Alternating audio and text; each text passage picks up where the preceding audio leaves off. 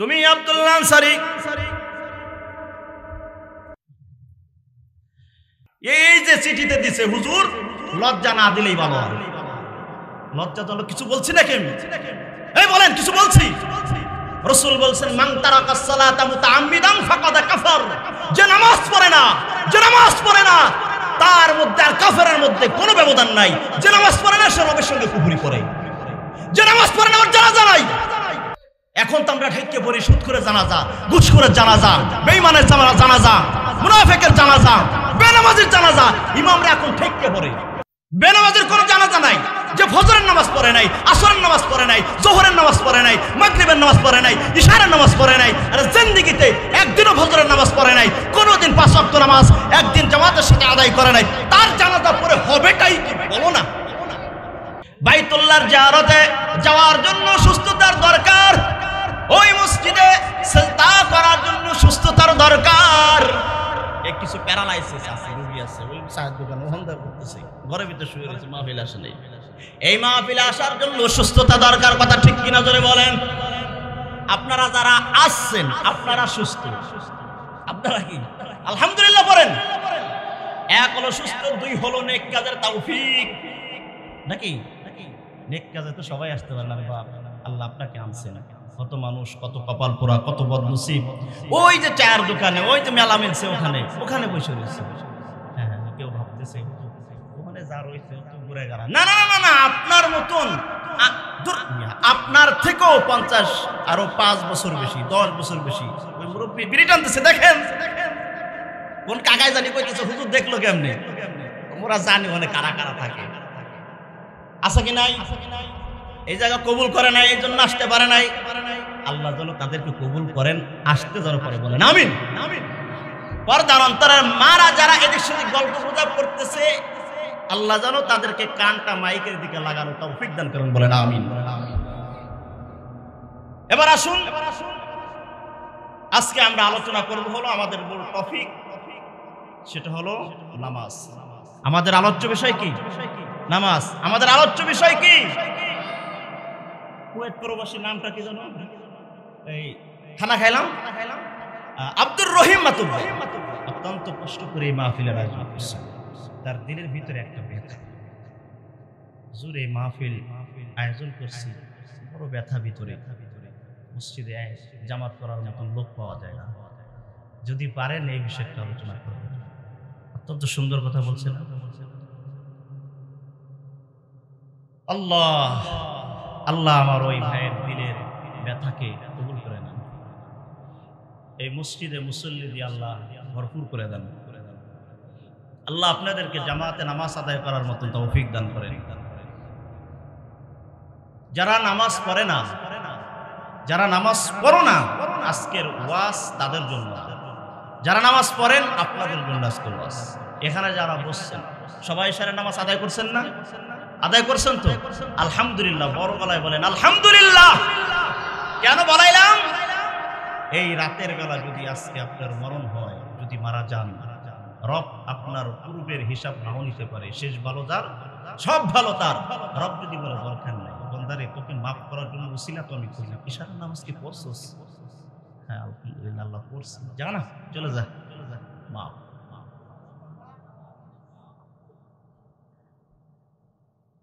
যার নামাজ ঠিক নাই, যার জিন্দেগিতে নামাজ নাই, ও মানুষ না, ও মানুষ না। বলেন যে নামাজ, যার নামাজ নাই সে মানুষ না। যে নামাজ পড়ে না সে কি না? মানুষ না। ভয় পাইতেছেন কেন? বলেন যে নামাজ পড়ে না সে মানুষ না। এটা আমার কথা না। আল্লাহ বলেন ওয়ালাকাদ যারা'না লিজাহান্নামা কাসীরাম মিনাল জিন্নি ওয়াল ইনসি লাহুম কুলুবুন লা ইয়াফকাহুনা বিহা ওয়া লাহুম আ'য়ুনুন লা ইউবসিরুনা বিহা ওয়া লাহুম আযানুন লা ইয়াসমাউনা বিহা উলাইকা কাল আনআম। ওই যে বললাম না, যারা নামাজ পড়ে না ওরা মানুষ না। ওরা কি? উলাইকা কাল আনআম। ওই সকল বেনামাজি, ওরা হলো চতুর্থ পারে জানোয়ারের থেকে অনেক নিকৃষ্ট। ওরা কুকুরের থেকে নিকৃষ্ট, ওরা শুকরের থেকে নিকৃষ্ট, যারা মসজিদের মুয়াজ্জিনের আযান শোনার পরে ঘাটটাকে ঘুরায় নিয়ে যায়। ঠিক বলবো না, আমি ভুল বলছি? আরে কোরআন থেকে বলতেছি। যার নামাজ নাই তার জিন্দেগীর কোনো ইবাদত কবুল হবে না। নামাজ ঠিক, সমস্ত ইবাদত ঠিক। নামাজ যার নাই, সে হোক তবলিগওয়ালা, সে হোক চরমনায়ের মুরিদ, সে হোক আটরশি, মাঝভান্ডারি আর চন্দ্রপাড়ার মুরিদ আর বাহাদুরপুরের মুরিদ, যদি নামাজ না পড়ে ভণ্ড ভণ্ড ভণ্ড। ঠিক আসলে কইলেও ঠিক, না কইলেও ঠিক। হক কথা, কোরআনের কথা কইবে, আপনি ঠিক কইলি কেন, না কইলি। নামাজ যার নাই, ও মানুষ না, মানুষের বাচ্চাও না, ও মানুষের কাতারেই পড়ে না, একটা জানোয়ার। আনআম শব্দের অর্থ কি? চতুর্থ পায়ের জানোয়ার, এর থেকেও নিকৃষ্ট যার জিন্দেগিতে নামাজ নাই। আফসোস, আফসোস। 30 বছর আর 40 বছরের বাবা এখনো পর্যন্ত সূর্যটা কখন ওঠে দেখে নাই, দেখে নাই। হুজুর নতুন কথা, সূর্য ওঠে নাই, আমরা থাকি কোন দেশে? সূর্য ওঠা দেখি না মানে? হ্যাঁ দেখো, 8টার সময় 7টার সময় তুমি দেখো সূর্য উঠে রয়েছে। তো ফজরের নামাজ পড়ে যে মসজিদ থেকে বের হয়ে দেখো ওই কোণা থেকে সূর্য উঠতেছে, এটা তুমি শোনাই। জিন্দেগি কবে পরিবর্তন হবে? জিন্দেগি কবে পরিবর্তন হবে? দাঁত তো 32টার, এখন 4টা নাই, 4টা নাই, কারো 6টা নাই। কালো চুল সাদা হয়ে গেছে, তাহলে এখনো নামাজ ঠিক করতে পারলাম না। দাড়ি ছিল না, দাড়ি হয়ে গেল, এখনো কন্টিনিউ 5 ওয়াক্ত নামাজের পাবন্দি হতে পারলাম না। তাহলে জিন্দেগির কি হলো? কি হলো? 50 বছর ওভার হয়ে গেল, 70 বছর চলে গেছে, লাঠি ধরা লাগছে। এখন মসজিদে যাই না, চায়ের দোকানে বসে আড্ডা মারি, গিবত করি, শিগাত করি, বিড়িটা নিয়ে আর সিনেমা টেলিভিশনের দিকে তাকায় থাকি। ওখান দিয়ে নামাজ চলতেছে, জামাত চলতেছে, আল্লাহর ঘরকে, আল্লাহর ডাককে, আল্লাহর হুকুমকে বৃদ্ধাঙ্গুল দেখাইয়া ঘাড় মোড়ায় বসে রইলাম। জিন্দেগি কি হইল? কবে ঠিক হবো? আপনি কবে ঠিক হবে? কবে ঠিক হব? হ্যাঁ, গরিব বাবা বলতে পারে, হুজুর আমরা তো কাজে খেটে কাজে থাকি, এদিকে নামাজ পড়তে পারি না, সেই সকালে যাই সন্ধ্যায় আসি, নামাজ পড়তে আছে কিনা বলতে পারে না। হাসরের ময়দানে আল্লাহ রাব্বুল আলামিন কয়েক শ্রেণী লোককে ডাকবেন। ডাকার পরে এই আব্দুর রহিম নামাজ পড়ো নাই কেন? আব্দুর রহিম বলবে, আল্লাহ 6টা মেয়ে ছিল। কয়টা? আল্লাহ 6টা মেয়ে, একটা ছেলে নাই, সব বিয়ে দিয়ে দিচ্ছি, শেষ বয়সে, বৃদ্ধ বয়সে আমারই কাম করে খাওয়া লাগছে, বাজারে আমারই যাওয়া লাগছে। এর লেগে কি? এই একটা কথা এখানে বলে নেই, আপনাদেরকে আমি ওয়াজ শোনাতে আসছি এরকমটা না। আমি আইছি আমার আল্লাহর দাঈ ইলাল্লাহ হয়ে আপনাদেরকে একটু কোরআনের কথা, আল্লাহর রাসূলের কথা আমি শোনাবার জন্য বক্তা হয়ে আসিনি, দাঈ ইলাল্লাহ হয়ে। আমি আপনাদেরকে সুর দিয়া চাইলে আমি বয়ান শোনাইতে পারবো, সুর দিছি না, দিতে পারবো, সমস্যা নাই, কিন্তু ওটা বাদ, সুর দরকার নাই। আমি আপনার কান সুর দিতে চাই না, আমি চাই আমার কথাগুলো দিল পর্যন্ত পৌঁছান। আপনারা চান তো? কারণ সুর দিয়া বললে আমি যেখানে হাদিস 3টে শোনাবো, আমি সুর ছাড়া বললে 5টা শোনাইতে পারবো। আমি চাই আমার কথাগুলো আপনাদের দিল পর্যন্ত পৌঁছা। কারা কারা চান? চান তো? ইনশাল্লাহ আল্লাহ কবুল করেন। আব্দুর রহিমকে ডাকবে, এ আব্দুর রহিম নামাজ পড়ো নাই কেন? আল্লাহ এই সমস্যা, এই মেয়ে 6টা ছিল, বৃদ্ধ বয়সও আমার কাছে যায় কাজ করে খাওয়া লাগছে, এই জন্য। ঠিক আছে, দাঁড়াই থাক। আল্লাহ ডাকবেন, এ আব্দুল করিম এদিকে এসো, নামাজ পড়ছো? না, নামাজ পড়ি নাই। কেন পড়ো নাই? অসুস্থ ছিলাম, প্যারালাইসিসের রোগী ছিলাম, আনি ধরলেই ঠান্ডা শুরু হয়ে যায়। ঠিক আছে, ওখানে থাক। এই রহিমা খাতুন এদিকে নামাজ পড়ছো? না, নামাজ পড়ি নাই। কেন? আল্লাহ স্বামী বেশি ভালো ছিল না, নামাজের ব্যাপারে আমাকে সহযোগিতা করেন নাই, দিনের পথে চলার পর, পর্দা প্রসিদ্ধ চলার জন্য আমাকে সহযোগিতা করেন নাই। ঠিক আছে। আল্লাহ রাব্বুল আলামিন এবার সাহাবায়ে কেরামের ভিতর থেকে কিছু সংখ্যক সাহাবীদেরকে ডাকবেন। ওই সাহাবী হযরত আসিয়াকে ডাকবেন, আসিয়াকে ডাকার পরে, এ আসিয়া তুমি একটু বলো তোমার স্বামী কেমন ছিল? আমি যেই ঘরে ছিলাম ওই ফেরাউন, ওই দাজ্জাল এত বড় গাদ্দার যে রাতের বেলা তোমার কাছে উল্টো ফিলে পাও দিয়ে দোয়া করতো, তোমার কাছ থেকে চাইয়াই না দিনের বেলা খোদাইত্ব দাবি করতো, খোদার স্বাদ মিটাইতো। ওই ফেরাউনের ঘরে থেকে আল্লাহ তোমার জান্নাত দিয়েছে। সুবহানাল্লাহ। মহিলাকে ডাক দিয়ে বলবো রহিমা খাতুন, ওই যে দেখ শোন তোর স্বামী তো আর ফেরাউন ছিল না। কয় না, তাহলে নামাজ পড়িস নাই কেন? সোজা যা, বিনা হিসাবে তোর জন্য জাহান্নামে ঢুকায় দিবে। ওই যে বলছিলাম গরিব বৃদ্ধ বয়সও চোখে যায় কাজ করা লাগে, মেয়ে 6টা, ছেলে নাই, ওনার মতন আর গরিব কেউ নাই, অসহায় কেউ নাই। উনি বলতেছে তুমি নামাজ পড়ো নাই কেন? এই সমস্যা। আল্লাহ বলে নাই আব্দুল্লাহ আনসারী কই দিকা, নবীজির প্রিয় সাহাবী আব্দুল্লাহ আনসারী। আব্দুল্লাহ আনসারী একটু ঘটনা শুনাই। আব্দুল্লাহ আনসারী উনি মসজিদে সবার পরে যাইতেন, সবার আগে বাইরে হতেন। মসজিদে সবার পরে ঢুকতেন, সবার আগে বের হতেন। আব্দুল্লাহ আনসারী এরকম 2-3 দিন করার পরে সাহাবা একরাম চোখে পড়ে গেছে। সাহাবা একরাম রাদিয়াল্লাহু তাআলা আলাইহিম আজমাইন নবীজির কাছে একদিন নালিশ করলেন, ইয়া রাসূলুল্লাহ, মনে হইতেছে আপনার আব্দুল্লাহ আনসারী মুনাফিক হয়ে যেতেছে। কেন? আপনি তো খুতবা শুনাইছেন যে মসজিদে সবার পরে ঢোকে আর সবার আগে বের হয়, সে নাকি মুনাফিক। আপনার আব্দুল্লাহ আনসারী তো এরকম দেখতেছি কয়েকদিন। নবীজি বললেন না না, তারপর এরকম ধারণা করো না, তোমরা তো মনে হয় ভালোভাবে জানো না। আমি একটু আব্দুল্লাহ আনসারীকে জিজ্ঞাসা করে নিই কেন এরকম হইতেছে। নবীজি আসরের নামাজে অপেক্ষায় রয়েছে আব্দুল্লাহ আনসারী কখন আসবে, আব্দুল্লাহ আনসারী কখন আসবে, আব্দুল্লাহ আনসারী কখন আসবে। নবীজি তাকায় তাকায় আছে, জামাতের টাইম হয়ে গেছে, আব্দুল্লাহ আনসারী আসেন। অবশেষে রাসূল জায় নামাজের মুসাল্লায় দাঁড়ায় গেছে। দাঁড়ায় যাওয়ার পরে আব্দুল্লাহ আনসারী এবার রাসূল দাঁড়ায় যাওয়ার পর মসজিদে ঢুকছে। রাসূল টের পাইছেন। রাসূল সাল্লাল্লাহু আলাইহি ওয়াসাল্লাম মনে মনে ভাবতেছেন আনসারী নামাজটা আজকে ফিরায় নাই, এরপরে তোমাকে ধরতেছি। তো নামাজ ফিরানোর পরে রাসূল ঘুরতে না ঘুরতে আনসারী দৌড় মসজিদ থেকে বাইরে হয়ে গেছে। আমগো সমাজে আছে আব্দুল্লাহ আনসারীর মতন এরকম কিছু নেককার বান্দা, মসজিদে সবার পরে যায় আবার সবার আগে বাইরে হয়ে যায়। জুমার দিন ইমাম সাহেব একটু লম্বা হইলে ইমাম সাহেব শুরু করে দেয়। আছে কি নাই? নেককার মানুষ না এরা, নেককার, সুবহানাল্লাহ, জনমের নেককার। ইমাম সাহেবকে ধমকায় আসবে না, ঈদের দিনে যায় ও হুজুর বছরে একটা নামাজ আপনি এত তাড়াতাড়ি হুবি হুবি দাঁড়াই গেছেন, আপনার মাথায় তো কিছু নাই, বছরে বলে একটা নামাজ। বেয়াকুব জানে না যে ঈদের নামাজ এটা হলো সুন্নাত নামাজ, ওয়াজিব নামাজ। ও তো ফজরের নামাজ পড়ে নাই, ওই ইমাম সাহেবরা যায় সবক দিতেছে। আছে কি নাই? এবার আব্দুল্লাহ আনসারী চলে গেছে বাড়িতে। রাসূল কিছু সংখ্যক সাহাবীদের কিনা আনসারীর বাড়ির দিকে যায়। চলো জেনে আসি, দেখে আসি। আব্দুল্লাহ আনসারীর ঘরের দরজায় রাসূল নক করছেন, ডাক দিয়েছেন আব্দুল্লাহ আনসারী, আবার ডাক দিয়েছেন আব্দুল্লাহ আনসারী, 3বার ডাক দিয়েছেন। প্রথম 2 ডাকে আব্দুল্লাহ আনসারী কোনো সাড়া দেন না। 3 নম্বর ডাকে আব্দুল্লাহ আনসারী ঘর থেকে বের হয়ে দরজার সামনে আসছে।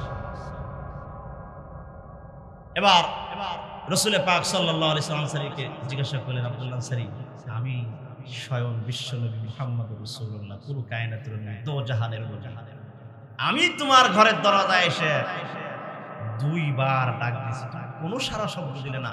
3য় বার ডাকে তুমি আসলা, আমার সামনে দাঁড়াইলা। আনসারী, এটা কেন? ঘরের দরজা খুলে যখন আব্দুল্লাহ আনসারী দাঁড়াইছে, দেখে ঘরের সামনে দরজার সামনেই ছোট্ট নাবালেক শিশু শিকল দিয়ে হাত পা বাঁধা। এ আব্দুল্লাহ আনসারী, 1 নাম্বার প্রশ্ন হলো, আমি তোমাকে প্রথমবার ডাক দিলাম, তুমি আসো নাই। 2য়বার তোমাকে ডাকছি, তুমি বের হও নাই। 3 নম্বর ডাকে তুমি আমার সামনে এসে হাজিরা দিছো। এই হলো 1 নম্বর প্রশ্ন, কেন এমন হলো? 2 নম্বর প্রশ্ন, তোমার ঘরের দরজা খোলার পরে যেটা দেখলাম আনসারী, তুমি আব্দুল্লাহ আনসারী, এই যে ঘরের দরজায় ছোট্ট নাবালেক শিশু,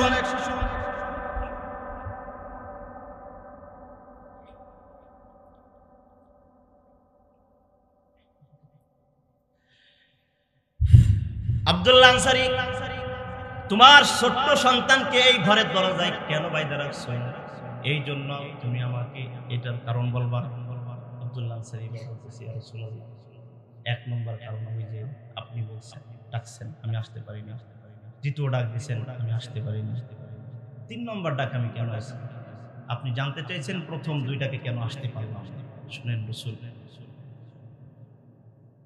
আপনি প্রথম যখন ডাকছেন তখন আমার ঘরের লোকালয় অন্দরমহলে আমি ভিতরে ঢাকা ছিলাম উলঙ্গ অবস্থায়,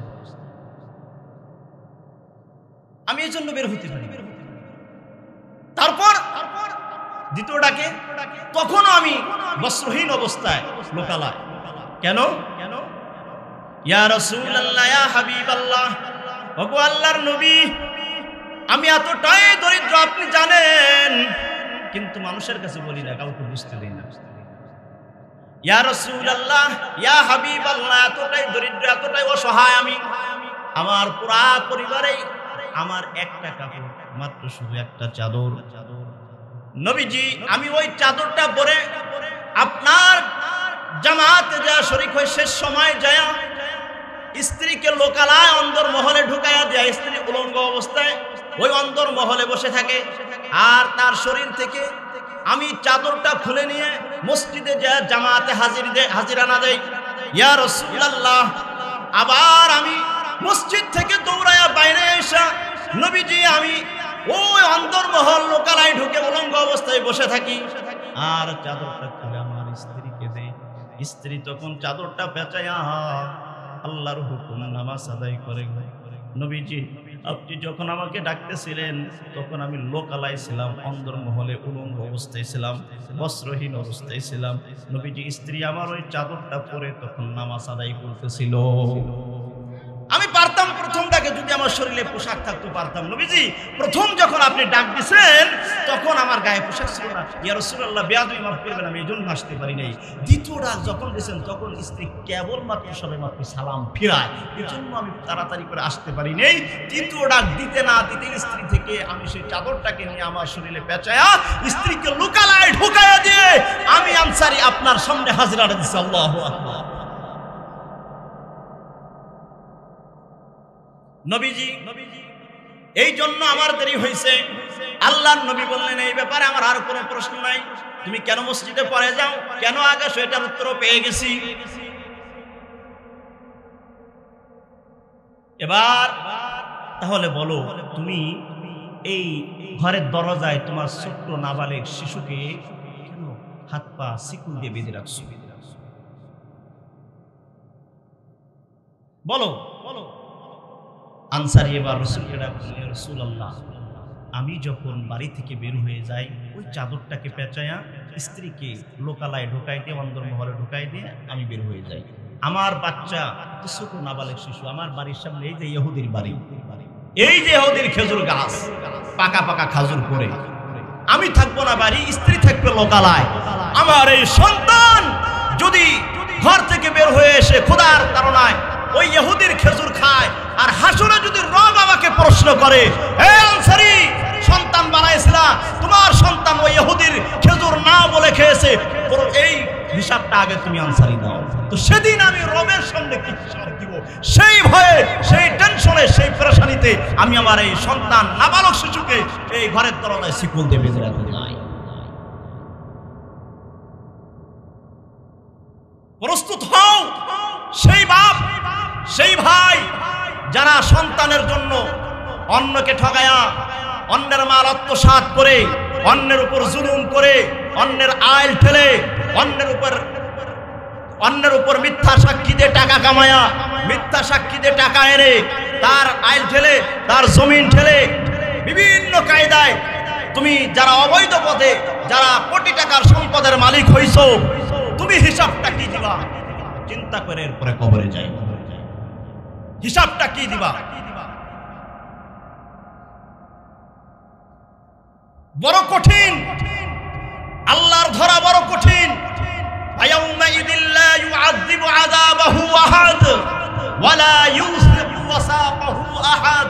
আল্লাহর ধরা বড় শক্ত ধরা, আল্লাহর আযাব বড় শক্ত আযাব।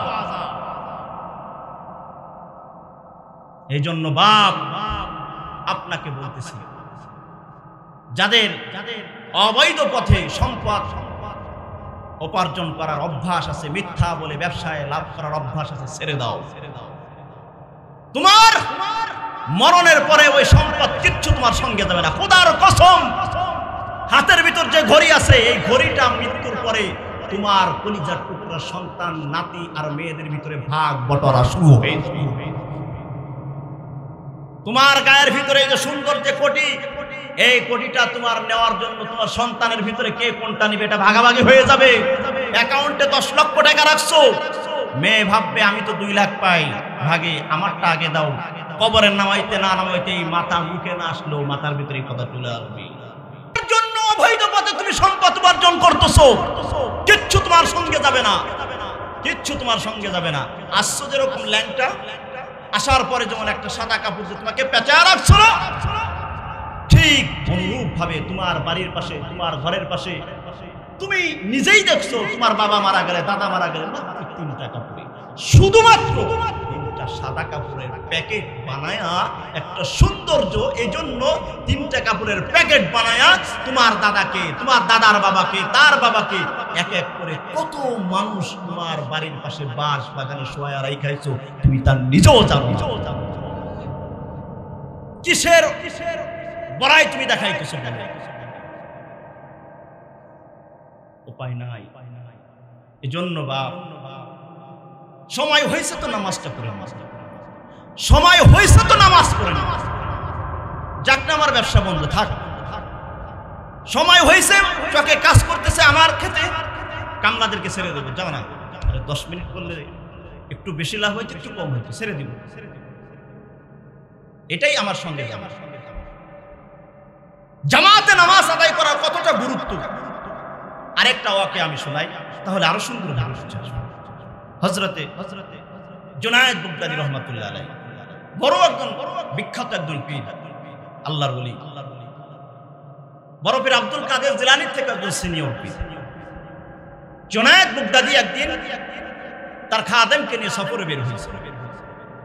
সফরে বের হওয়ার পরে এক জঙ্গলের পাশ দিয়ে যায়, ইতিমধ্যেই আসরের আজান পড়ে গেছে। জুনায়েদ বুগদাদি রহমাতুল্লাহ আলাইহি খাদেমকে ডাকতে বলতেছেন, খাদেম, যেখানে আমরা এখন আসছি এই জায়গা তো কোনো মানুষ নাই, তো আজান হয়ে গেল, নামাজ তো জামাত ছাড়া পড়তে হবে, আর জামাত ছাড়া তো নামাজ আমি পড়বো না। ও খাদেম, তুমি একটু খোঁজাখুঁজি করে দেখো কাউকে পাও কিনা। আরে রবকে বলতে পারবো যে একটু চেষ্টা করে দেখছিলাম জামাতে নামাজ আদায় করার কথা, ঠিক কিনা? বসে নামাজ পড়তে পারো না, চেয়ারে বসে পড়ো, আর একবার একটু চেষ্টা করে দেখো সেজদায় সরাসরি রবকে সেজদা করতে পারো কিনা, যায় দেখো, একটু মাথা ঢুলায়া দেখো, যদি না পারো তারপরে অন্য ব্যবস্থা, তাও রবকে বলতে পারবা। দিতে গেছিলাম ব্যথা হওয়ার আগেই, ডাক্তারে হওয়ার আগেই তুমি চেয়ারে বসে রয়েছো, রবের কাছে কি করে কষ্ট পাইতেছেন? আপনারা এখানকার কেউ কষ্ট না পাইলে বাইরে কে কষ্ট পায় ওটা দেখার আমার দরকার নাই। আমি কি কষ্ট পাওয়ার মতন কিছু বলছি? জোরে বলেন। যারা নামাজ পড়ে ওরা মুসলমান, যারা নামাজ পড়ে না ওরা মুসলমান, যারা নামাজ পড়ে না ওরা মুসলমান না, না, না, না। বলতে পারেন হুজুর এত দুঃসাহস পাইছেন কোথায় যে নামাজ পড়ে না সে মুসলমান, এই কথা বলেন কেন? আমি বলি না, বিশ্বনবী মুহাম্মদ রাসূলুল্লাহ 1400 বছর আগে বলে গেছে যে নামাজ পড়ে না ও মানুষ না, যে নামাজ পড়ে না ও মুসলমানের বাচ্চা হতে পারে না। এর বাইরে কিছু বলছি? এই যে চিঠিতে দিছে হুজুর, লজ্জা না দিলেই ভালো হয়। লজ্জা তো কিছু বলছি নাকি আমি? এই বলেন কিছু বলছি? রাসূল বলছেন মান তারাকাস সালাতা মুতাআম্মিদান ফাকাদ কাফার, যে নামাজ পড়ে না, যে নামাজ পড়ে না তার মধ্যে আর কাফেরের মধ্যে কোনো ব্যবধান নাই। যে নামাজ পড়ে না সে রবের সঙ্গে কুফরি করে, যে নামাজ পড়ে না ওর জানাজা নাই, যে নামাজ নাই যার নামাজ নাই তার জানাজা নাই। কি নাই? রাসূল পড়েন নাই, বেনামাজি জানাজা পড়েন নাই, মুনাফিকের জানাজা পড়েন নাই। এখন তো আমরা ঠেকে পড়ি সুদ করে জানাজা, ঘুষ করে জানাজা, বেঈমানের জানাজা, মুনাফিকের জানাজা, বেনামাজির জানাজা, ইমামরা এখন ঠেকে পড়ে। মুরব্বী বাবা যারা আছেন, আপনাদের বাপ দাদার কালে দেখছেন যদি কোনো বেনামাজি সুদখোর ঘুষখোর মারা যাইতো, ভালো কোনো আলেমদের জানাজা পড়ানো হইতো না। এখনো আছে আত্মহত্যা যারা করে, আত্মহত্যা যারা করে, গলায় ফাঁস দেয়, ল্যাপটিনে যায় ওই কি খায়, পরিষ্কার করে হারভিক খায়, এই যে আত্মহত্যা যারা করে এদেরকে দেখবেন ভালো কোন আলেম জানাজা দেয় না। হাদিসও আছে এদেরকে ভালো কোন নেককার দিয়ে জানাজা দেওয়া যাবে না। ছোটখাটো সামাজিক কারণে ছোটখাটো একজন নবী দিয়ে জানাজা পড়ায় দিতে হবে। তাহলে এটাকে আমার বাপদাদার কোনো কল্পকাহিনী বললাম নাকি? বেনামাজের কোনো জানাজা নাই, যে ফজরের নামাজ পড়ে নাই, আসরের নামাজ পড়ে নাই, জোহরের নামাজ পড়ে নাই, মাগরিবের নামাজ পড়ে নাই, ইশারের নামাজ পড়ে নাই, আর জিন্দেগিতে একদিনও ফজরের নামাজ পড়ে নাই, কোনোদিন 5 ওয়াক্ত নামাজ একদিন জামাতের সাথে আদায় করে নাই, তার জানাজা পড়ে হবেটাই কি বলো না? জানাজা তো আমি পড়লাম মানে দোয়া করলাম, আর নামাজ এটা তো আমি পড়ে যাব। তাহলে লাভ কোনটা, কাজ কোনটা? আপনারটা না আমারটা? আমারটা, আমার কাজ আমাকে করতে হবে। এবার আসুন, বেনামাজির জন্য 15টা শাস্তি। কথায় কথা আসে, জুনায়েদ বুগদাদির ঘটনাকে শেষ করছিনি, করি নাই, করবা না, মনে করাই দিয়ে। বেনামাজির জন্য কয়টা শাস্তি? 15টা। কয়টা? 15টা। 1 নম্বর, এই যে আমি বলছি না বেনামাজির জানাজা নাই। জানাজা অর্থ কি? দোয়া। জানাজা অর্থ কি? দোয়া। একটু কথা বলেন, খারাপ লাগে? জানাজা অর্থ কি? দোয়া করা, মাগফিরাত কামনা করা। বেনামাজির জন্য দুনিয়ায় 5টা শাস্তি। কয়টা শাস্তি? জোরে বলেন, কয়টা? কার জন্য? আস্তে কোনকার? বেনামাজির জন্য। বেনামাজির জন্য কয় শাস্তি? বেনামাজির জন্য কয় শাস্তি? কার জন্য? আপনারা আস্তে পান, ভয় পান, মাইক লাগবে না, এরপরে জোর হবে। তো যাই হোক, বেনামাজির জন্য শাস্তি কয়টা? 5টা। 1 নম্বরে বেনামাজির রিজিকের ভিতর থেকে বরকত আল্লাহ উঠায় নেবেন। কি করবেন? বেনামাজি অনেক কোটি কোটি টাকার মালিক, এসি রুমে ঘুমায়, ওই হাবলায় সকালে খায় 1 রুটি, 1 চা আর 1 কয়টা মুড়ি, দুপুরে 1টা রুটি খায়, রাতে 1 কাপ চা। উঠায় নিছেন ওর বরকত। কোটি টাকা হওয়া মালিক হওয়ার পর গরু গোশ খাইতে পারেনি, বরকত উঠায় নিছে। পাইছেন প্রমাণ? 2 নম্বর, বেনামাজির চেহারা যত সুন্দর, ওরে দেখলেই মানুষ বুঝবে ওরে হারামখোর, চেহারার মধ্যে বরকত নাই, নুন নাই। আমি কিন্তু আগেই বলছি, সুর দিলে সুর শোনাইতে পারো নাই। ঘটনা, আমি ইউসুফ নবীর ঘটনা আপনাদেরকে শোনাইতে পারবো, অনেক ভালো লাগবে, কিন্তু আমি সেটা চাই না। আমি চাই এই মাহফিল কমিটি কর্তৃপক্ষ, এই যে আব্দুর রহিম বড় আফসোস নিয়ে বলছে, হুজুর জগতে মানুষ হয় না, এই মাহফিল দেওয়ার জন্য যেন মসজিদে মানুষ নামাজ আদায় করতে আসে। আসলে কসম, নামাজই তো আসল, নামাজই তো আসল। রাসূল বলছেন, আউয়ালু মা ইউহাসাবু বিহিল আবদু ইয়াউমাল কিয়ামাতিস সালাহ। হে বান্দা রে, কিয়ামতের সর্বপ্রথম আল্লাহ কোন হিসাব নেবেন জানো? তুমি 88 মুরিদ 88 সময় মতন গেছিলাম, বাৎসরিক ওরসে গেছিলাম, আল্লাহ জিজ্ঞেস করবে। চরমনার মুরিদ, ওখানে বাৎসরিক 2 মাহফিল গেছিলা, তাবলীগের মুরিদ মাসে 3 দিন সময় লাগাইছিলা, এগুলো জিগাবনি। হ্যাঁ জিগাবো, কোটি টাকার মালিক হস করছো কিনা এই কথা আগে জিগাবনি। আগে জিগাবো কোনটা? এটা আমার কথা না আপনার কথা, রাসূলের কথা। রাসূল কি বলছেন? আউয়ালু মা ইউহাসাবু বিহিল আবদু ইয়াউমাল কিয়ামাতিস সালাহ। কিয়ামতের দিন সর্বপ্রথম বনি আদমের কাছ থেকে হিসাব চাওয়া হবে, নামাজ আদায় করছস কিনা বল। তাই বয়ান তো নামাজ সম্পর্কে হওয়া উচিত। এবার আসুন, বেনামাজির কোন নেক আমল আল্লাহর কাছে কবুল হবে না। বেনামাজির কি হবে না? আমি চাই আজকের বয়ান থেকে আমি আপনার পরিবর্তন হই।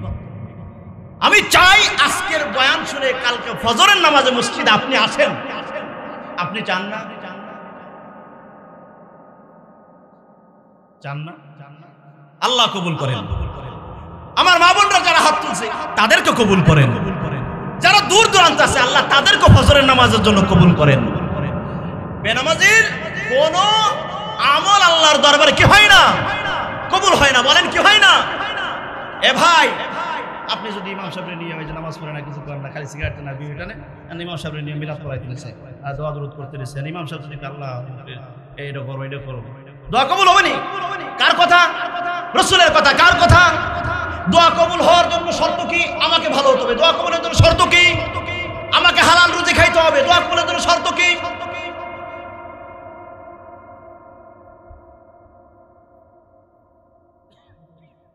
দোয়া কবুলের জন্য শর্ত কি? আমাকে নামাজ পড়তে হবে, ঠিক না? এরপর আসুন, বেনামাজি যারা তাদের দোয়া আল্লাহ কবুল করেন না। বেনামাজির 5 নম্বরে, বেনামাজির জন্য যদি কেউ দোয়া করে সেটাও আল্লাহ কবুল করেন। বেনামাজির মরণে 3টা শাস্তি। কয়টা? বেনামাজি যারা নামাজ পড়ে না, খোদার কসম মিলায়া দেখবেন বাবা, যারা নামাজ পড়ে না ওই বেনামাজির মৃত্যুর সময় এত ক্ষুধা লাগে আর এত পিপাসা লাগে, এত পরিমাণে কষ্ট হয়, যেটা নামাজ প্রচুর পরিমাণে বেনামাজের ক্ষুধা লাগবে। মনে চায় সারা দুনিয়ার খাবার যদি খাইতে পারতাম, করোনাটা করে বলা দেয়। 2 নম্বরে বেনামাজি প্রচুর পরিমাণে পিপাসা লাগবে, প্রচুর পরিমাণে পিপাসা লাগবে বেনামাজি। 3 নম্বরে বেনামাজি ঈমান নসিব হবে না, কালেমা আসবে না। কবরে আবার বেনামাজির জন্য 3টা শাস্তি। কয়টা? 3টা। বেনামাজিকে যখন কবরে নামানো হবে আল্লাহর হুকমে কবরটা এমনি চাপ দিবে। কি করবে? এক পাজরের হাড় আর এক পাজরের বিদ্যুৎ ঢুকিয়ে যাবে। সহ্য কেমনে সহ্য করে? কি উপায় হবে? 2 নম্বরে বেনামাজিকে কবরে নামাইতে দেরি আছে, জাহান্নামের আগুন ধরাইতে রবের দেরি নেই। 3 নম্বর, ভয়ঙ্কর এক সাপ আল্লাহ বেনামাজিকে ধ্বংসন করার জন্য আদেশ দিয়ে দিবে। ধ্বংসন করতে থাকবে, একটা ঠোক দিয়ে 70 গজ মাটির নিচে ঢুকে যাবে।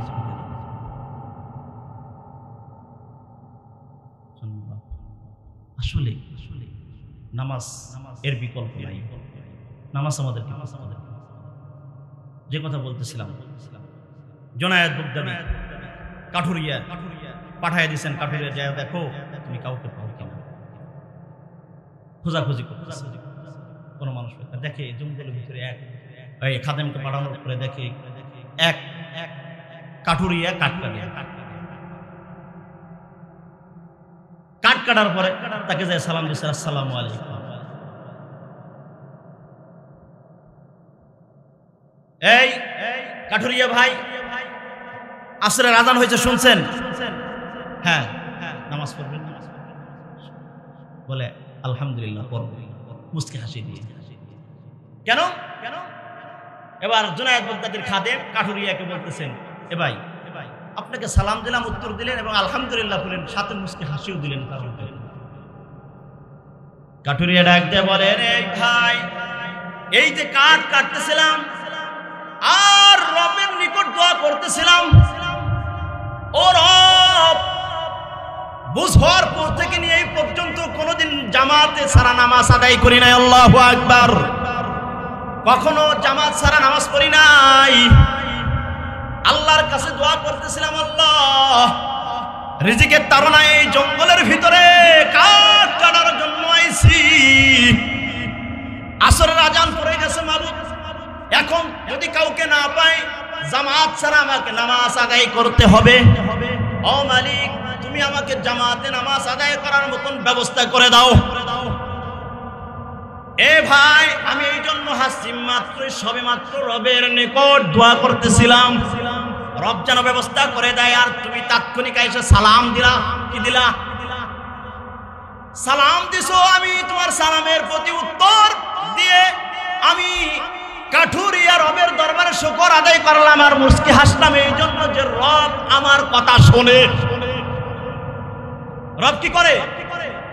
রব আমার কথা কবুল করছেন, আমার দোয়া কবুল করছেন, এই জন্য রবের শুকর আদায় করছি, তোমাকে পায়া মুস্কি হাসি দিছি। সুবহানাল্লাহ। চলো চলো চলো নামাজে যাই। যায় দেখে জোনায়েদ বাগদাদি নামাজের জন্য অপেক্ষা করে। তো জুনায়েদ বাগদাদী বলতেছেন আমি তো এলাম মুসাফির, আপনি হলেন মুকিম, জামাতের নামাজ তো আপনাকে আদায় করা নামাজ আদায়। মনে মনে মহা খুশি, কার পিছনে নামাজ পড়ি, কেমনে না কেমনে পড়াইয়া দেয়। যাক, ইমামতির দায়িত্ব বড় খুশি, দাঁড়ায় গেছে। আচ্ছা, আসরের নামাজ পড়তে কত সময় লাগতে পারে আপনারা বলেন তো? কয় মিনিট? হ্যাঁ, 4 মিনিট। আচ্ছা 4 মিনিট না, 10 মিনিট ধরলাম। না 10 মিনিট না, 15 মিনিট ধরলাম। আসরের নামাজ পড়তে কয় মিনিট? 15 মিনিট ধরছি। জুনায়েদ বাগদাদী রাহমাতুল্লাহ আলাইহির কাঠুরিয়ার পিছনে জামাতে নামাজ আদায় করার জন্য মুক্তাদি হইয়া দাঁড়ায় গেছে। 10 মিনিট না, 15 মিনিট না, 20 মিনিট না, আধা ঘন্টা পার হয়ে যায়। কাঠুরিয়া সালাম ফিরাই না রে বাপ, কাঠুরিয়া সালাম ফিরাই না। আধা ঘন্টা ওভার হওয়ার পরে কাঠুরিয়া সালাম ফিরাইছে। সালাম ফেরানোর পরে কাঠুরিয়া আবার হেঁটে চলে যায় কাজে। পিছনে পিছনে আল্লাহর বান্দা, একটা কথা ছিল, কি বলো, একটু যদি বসতেন বলেন। না না না, আমার বসার টাইম নাই, আমি আমার কাজে যাইতেছি। আপনার সঙ্গে আমি যাই, আমি কিছু জিজ্ঞাসা করি, আপনি বলেন। কাটে আর জুনায়েদ বাগদাদী পিছনে পিছনে ভয়ে ভয়ে আল্লাহর এত সময় লাগলো কেন নামাজ পড়তে, কি করছেন বলে শুনতে চাও? হ্যাঁ। আরে ভাই শুনে নাও, আমার নামাজে আজকে সময় বেশি লাগার কারণ হলো আমি কাঠুরিয়া যখন নামাজে পূর্বে নামাজ আদায় করছি, যাই নামাজের মুসাল্লায় দাঁড়াইছি, যখন নামাজের ভিতর আমি কাঠুরিয়া পড়তাম আলহামদুলিল্লাহি রাব্বিল আলামিন, সমস্ত প্রশংসা কার? আমি যখন রবের প্রশংসা করতাম, রবের পক্ষ থেকে তাৎক্ষণিক বলতো হামিদানি আব্দি। সুবহানাল্লাহ বলেন। নামাজ মানে কি? রবের সাথে সাক্ষাৎ করা। নামাজ মানে কি? রবের সঙ্গে কথা বলা। নামাজ মানে কি? রবের সঙ্গে কথা বলা। নামাজ মানে কি? রবের সঙ্গে মেরাজ করা। নামাজ মানে কি? রবের সঙ্গে মেরাজ করা। তো আমি তো রবের সঙ্গে কথা বলতেছিলাম, তো প্রতিদিন আমি রবের সঙ্গে কথা বলি, আমার কথার প্রতি উত্তরে রব কথা বলেন। কিন্তু আজকে যখন আমি কাঠুরিয়া নামাজে দাঁড়াইছি, আমি যখন আলহামদুলিল্লাহ পড়ছি, আলহামদুলিল্লাহ পড়ার পরে রব তাৎক্ষণিক বলেন এই হামিদানি আব্দি, ও কাঠুরিয়া ডাকছস, প্রশংসা করছস, বান্দারে তুই আমার প্রশংসা করছস, হামিদানি আব্দি, এই কথা আমার রব প্রতিদিন বলে। কিন্তু আজকে রব বলে নাই, দেরি করে বলছে। যতক্ষণ না বলছে ততক্ষণ পর্যন্ত আমি সামনে আগাই নাই। যতক্ষণ পর্যন্ত রব আমার কথার উত্তর না দিছে, আমি ততক্ষণ পর্যন্ত সামনে আগাই নাই। এ হলো নামাজ। রাসূল যখন নামাজের আযান হইতো, নামাজের জন্য রাসূলের চেহারার দিকে তাকানো যাইত না। আম্মা জান আয়েশা সিদ্দিকা রাদিয়াল্লাহু আনহা হাদিস বর্ণনা করেন যে নামাজের সময় যখন হইতো রাসূলের চেহারার দিকে তাকানো যাইত না, চেহারা এমন হয়ে যাইত, নামাজের জন্য রাসূল ব্যাকুল হয়ে যাইত, পাগল হয়ে যাইত। সাহাবাদের জিন্দেগি খোলেন, হযরত আলী রাদিয়াল্লাহু তাআলা নামাজে দাঁড়াইছেন, বেঈমান কাফেররা কানের নিচে পিঠ ঢুকায় দিয়েছে, নামাজ। রাসূল মৃত্যুর শয্যায়, তারপরে রাসূল উম্মতদেরকে বলে নাই, ফাতেমার সাহাবীদেরকে বলে যান নাই, আমার ফাতেমারে রাইখে গেলাম, আমার অমুকরে রাইখে গেলাম, তমুকরে রাইখে গেলাম। রাসূল এটা বলেন নাই, বলছে উম্মত আসসালাত আসসালাত আসসালাত, নামাজ নামাজ নামাজ। তাহলে নামাজ আসলেই নামাজ, এটাই আমাদের সম্পদ।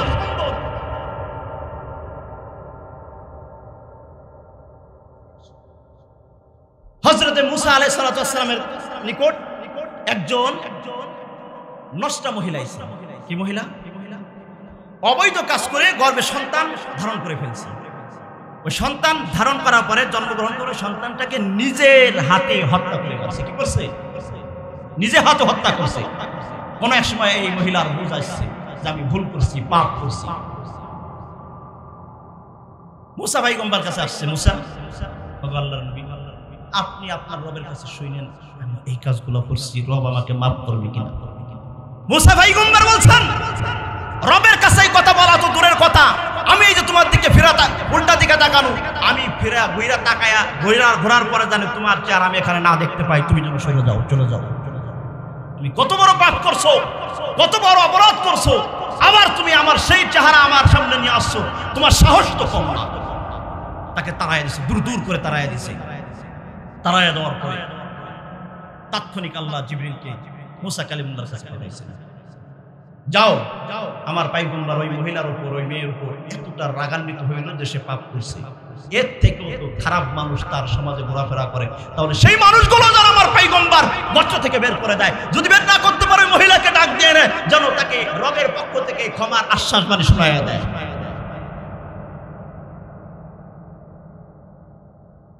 জিবরিল আমিন চলে এসে মুসা পয়গম্বরের কাছে, এ মুসা কালিমুল্লাহ, আপনি যে ওই মহিলাকে দূর করে তাড়াইয়া দিয়েছেন, সে পাপ করছে, গুনাহ করছে, এই জন্য ওর থেকে খারাপ মানুষ আপনার সমাজে আছে, তাদেরকে বের করবেন নি বলে কারা তারা? জিবরিল আমিন বলছেন তারা হলো ওরা যারা রবের পক্ষ থেকে হুকুম হওয়ার পরে, নামাজের হুকুম হওয়ার পরে ঘাটটাকে মোড়ায়া অন্যদিকে চলে যায়, ওই নষ্টা মহিলার থেকেও বেনামাজি খারাপ। যদি পারেন আপনার গর্ত থেকে বেনামাজিগুলোকে বের করে দেন।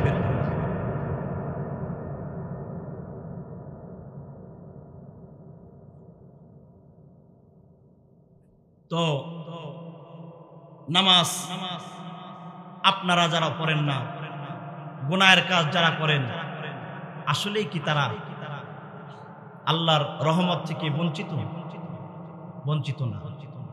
বরং বেনামাজি, সুদখোর, ঘুষখোর যারা রবের সাথে গাদ্দারি করছেন, আজকের এই মুহূর্তে যদি আপনি একটু জানা তওবা করে লজ্জিত হয়ে রবের দরবারে ফিরে আসতে পারেন, রব কেমন খুশি হবে জানেন?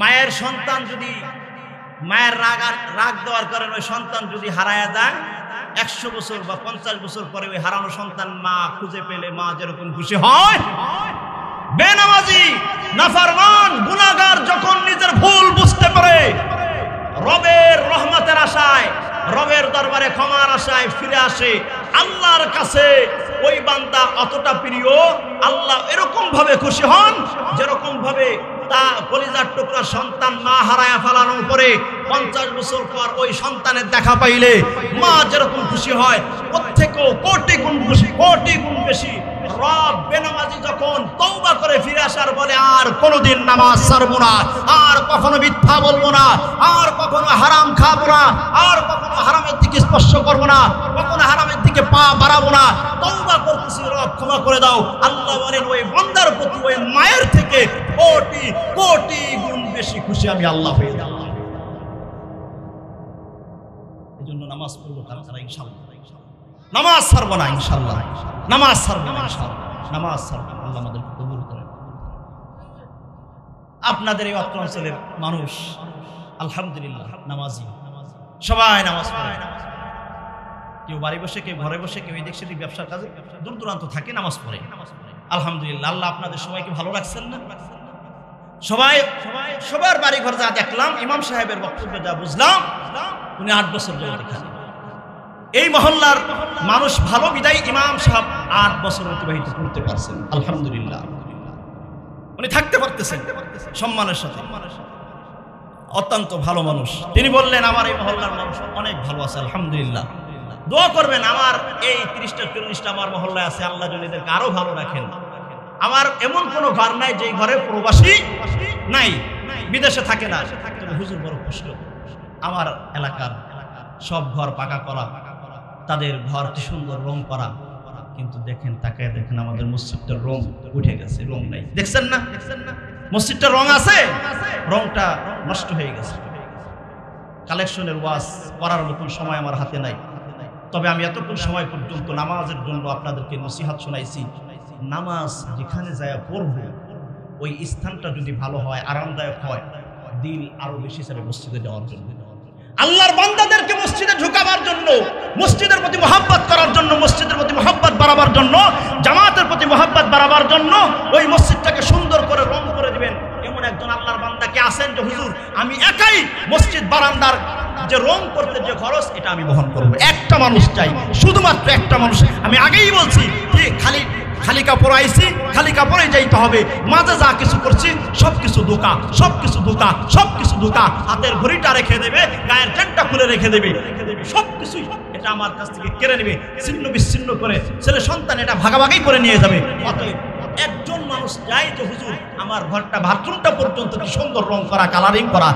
আমি চাই ইনশাআল্লাহ আল্লাহর ঘর মসজিদটাকে আমি সুন্দর বানায় দেবো, আল্লাহ আপনার জান্নাতটাকে সুন্দর করে সাজায় দিবেন। কে পারবেন? সর্বপ্রথম একটা বাবু দাঁড়ায় নাই। আল্লাহ সবার টাকা কিন্তু এখানে কবুল করবেন না। আপনারা যারা আসছেন এখানে আপনাদেরটাই কবুল করবে। কেন? আল্লাহ বলছেন ইন্নামা ইয়ামুরু মাসাজিদাল্লাহ মান আমানা বিল্লাহি ওয়াল ইয়াউমিল আখির ওয়া আকামাস সালাওয়াত ওয়াজ যাকাত। মসজিদের দায়িত্ব তারাই গ্রহণ করবে যারা নামাজ আদায় করে, পরকালের প্রতি ঈমান রাখে, তারাই দিবে। মিল আছে না আল্লাহর কথার সঙ্গে? দেখি কাদের মহব্বত আছে মসজিদের প্রতি, পরকালের প্রতি কার ঈমান আছে আমি দেখতে চাই। মুখে মুখে না দিলে একটা মানুষ চাই। রং করতে আনুমানিক বাজেট কেমন হইতে পারে? ছোট্ট মসজিদ তো 20,000 টাকা মনে হয় লাগবে না, 10-15,000 টাকার মতন লাগবে একটা মানুষ। যদি একজনে না পারেন দুইজনে মিলা, আরে কত মা বাবা সন্তান কত দূর দূরান্তে প্রবাস দেশে থাকে। আমরা এই মানুষগুলো সবাই সেই সন্তানের জন্য দোয়া করব, আল্লাহ যেন ওই মায়ের সন্তানটাকে ওই প্রবাস জীবনে আল্লাহ সকল প্রকার বালা মুসিবত থেকে আমার ওই প্রবাসী ভাইকে আল্লাহ যেন এই দানের ওসিলায় আল্লাহ যেন হেফাজত করেন, আল্লাহ যেন তার কর্মস্থলে ব্যবস্থা করে দিবেন, প্রমোশনের ব্যবস্থা করে দিবেন। আমরা সবাই দোয়া করব। মা বোনরা আপনারা ভিতরে যারা আছেন চাইলে আপনারাও একটা নাম পাঠাইতে পারেন যে আমার সন্তান ওই দূর দেশে থাকে, আমি মা, আমি বোন, আমি স্ত্রী কত টাকা কত ফিলা নষ্ট করে ফেলাই, মার্কেট করে শেষ করে ফেলাই, খেয়ে দিয়ে শেষ করে ফেলাই, পার্কে করে শেষ করে ফেলাই। মসজিদের জন্য তো ইমাম সাহেব তো আর নিয়ে যাবে না, কমিটিরা তো আর খেয়ে ফেলবে না। মসজিদের কাজটা করাই দিন, টাকা দেওয়ার দরকার নাই, মিস্ত্রি আইনের রংটা আপনি করাই দিন। একটা মানুষ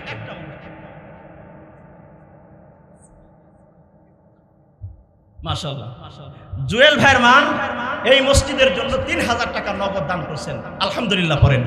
আল্লাহ আমার এই মাকে কবুল করে নেন, আল্লাহ আমার এই মাকে রাবিয়া বস্তির সঙ্গে জান্নাতের ব্যবস্থা করে দেন, হযরত সুমাইয়া ফাতেমার সঙ্গে আল্লাহ এদেরকে জান্নাতের ব্যবস্থা করে দেন। এই মায়ের সন্তান যেই দেশে আছে যেখানে আছে এই সন্তানকে সকল প্রকার বালা মুসিবত থেকে আমার রব যেন হেফাজত করেন, বলেন আমিন। আর কোন মা আছে? আসমা লিটন শেখ 500 টাকা। আসমা লিটন শেখ হয়তো স্ত্রী হবে বা অন্য কিছু হতে পারে। আমার ওই মা 500 টাকা দান করছে। আমার এই মায়ের মনের সকল নেক আশাকে আল্লাহ কবুল করে নেন। এই মায়ের মনের ভিতরে যত নেক আশা আছে সবকিছু আল্লাহ কবুল করে নেন। না স্বামীর হায়াতের মধ্যে বরকত দান করেন, সুস্থতার নেয়ামত দান করেন, সন্তানদের কামাই রুজির ব্যবস্থা করে দেন, বলেন আমিন। এরপরে কে? শহীদ তুনাফা। এ বাবারা আপনারা কি করতেছেন? এখন তার মারা উপরে নাই, আমরাই তো করি, বোঝেন না? ইনুস কাকা হন মারা দিয়ে হন এই জায়গা উপরে হয়ে যাইতেছে কে? এখান থেকে একজন আসলেন না, বলেন না রংটা করাই দিবেন কি? যুবক ভাইরা নাই? একজন মানুষ চাই রং করার জন্য 10,000 টাকা দিবেন না? একটা মানুষ 1,000 টাকা। শহীদ নাফা আমাদেরকে 1,000 টাকা দান করছেন। আল্লাহ আমার মার জানে মালে বরকত দান করেন, হায়াতে বরকত দান করেন। ওনাদের পূর্বপুরুষ যারা কবরে চলে গেছে আল্লাহ বিনা হিসেবে জান্নাতের ব্যবস্থা করে দেন। তার সন্তান যদি বাহির প্রবাস দেশে থাকে জান ও মালের হিফাজত আল্লাহ করেন, বলেন আমিন। আরে বাবা আপনাদের আমিনও করেন না, তো কি বলছেন? আমিন। এরপরে কে? এ রং করার জন্য লোক পাওয়া যাবে না? বাবু মুন্সি মসজিদের জন্য 1,000 টাকা। আল্লাহ তার দানকে কবুল করেন। বাবু মুন্সির হায়াতের মধ্যে বরকত দান করেন। পূর্বপুরুষ যারা কবর চলে গেছে আল্লাহ ওই বাবাদেরকে বিনা হিসেবে জান্নাত দান করেন। বাবু মুন্সির ভবিষ্যৎকে আল্লাহ উজ্জ্বল করে দেন, বর্তমানকে আল্লাহ শুধরায়া দেন, অতীতের গুনাহ মাফ করে দেন, বলেন আমিন। এ মা বোনরা আপনারা ফার্স্ট আছেন, আগে আছেন, আরো কিছু নাম পাঠাইয়া দেন। এরপরে আব্দুল ভাই মসজিদের জন্য, মসজিদ নির্মাণের জন্য 500 টাকা দিয়েছে, বলেন আমিন। আল্লাহ দানকে কবুল করে নেন। দানের ওসিলায় আল্লাহ তার মা বাবাকে মাফ করে দেন। পূর্বপুরুষ যারা কবরে চলে গেছে জান্নাতের ব্যবস্থা করে দেন, বলেন আমিন। প্রবাস জীবনে যারা আছে আল্লাহ তাদের কামাই রোজগারের মধ্যে বরকত দান করেন, বলেন আমিন। আর কে? হুসনা ভাই 1,000 টাকা।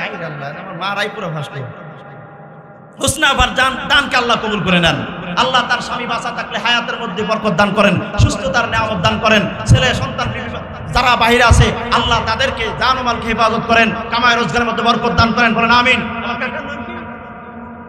সুরাব ভুইয়া কয় টাকা? 1000 টাকা। আল্লাহ কবুল করেন। আমার সুরাব কাকা 1000 টাকা মসজিদ নির্মাণের জন্য দান করছে। আল্লাহ দানের ওসিলায় তার জান মালকে ইবাদত করেন, মক্কা মদিনা জিয়ারতে তৌফিক দান করেন। তার পূর্বপুরুষ যারা কবরে চলে গেছে আল্লাহ কবরবাসীকে জান্নাতে যাওয়ার তৌফিক দান, জান্নাতের ব্যবস্থা করেন। তার ছেলে সন্তান যদি বাইরে থাকে ব্যবসা বাণিজ্য করে কামায় রোজগার বরকত দান করেন, বলেন আমিন। এরপরে আলহামদুলিল্লাহ আব্দুল মাতুব্বর সবার উপরে আল্লাহ কবুল করেন। আব্দুল মাতুব্বর 5000 টাকা। কয় টাকা? আব্দুল মাতুব্বর কয় টাকা? আল্লাহ আব্দুল মাতুব্বরের কয় হাজার কবুল করুক। আব্দুল মাতুব্বরের কয় হাজার কবুল করুক। আব্দুল মাতুব্বরের কয় হাজার কবুল করুক। 5000 কবুল করুক। আল্লাহ ইনার দানের ওসিলায় তার পূর্বপুরুষ যারা কবরে গেছে সবাইকে নাজাতের ব্যবস্থা করে দেন, এর কামাই রোজগারের মধ্যে বরকত দান করেন। যারা জীবিত আছে হায়াতের প্রদান করার তৌফিক দিয়ে দেন, বলেন আমিন। আলহামদুলিল্লাহ বলেন। বাইজিদ মাতুব্বর কয় হাজার? বাইজিদ মাতুব্বর কয় হাজার? আল্লাহ 5000 কবুল করে নেন। বাইজিদ মাতুব্বরের এই দানের ওসিলায় গোটা এলাকার মধ্যে গানকে মাফ করে দেন, বলেন আমিন। আল্লাহ এই দানের ওসিলায় তাকে নূরের টুপি মাথায় দিয়ে যেন কাল হাসর উঠায়, বলেন আমিন। মক্কা মদিনা জিয়ারত করার তৌফিক দান করেন, আমিন।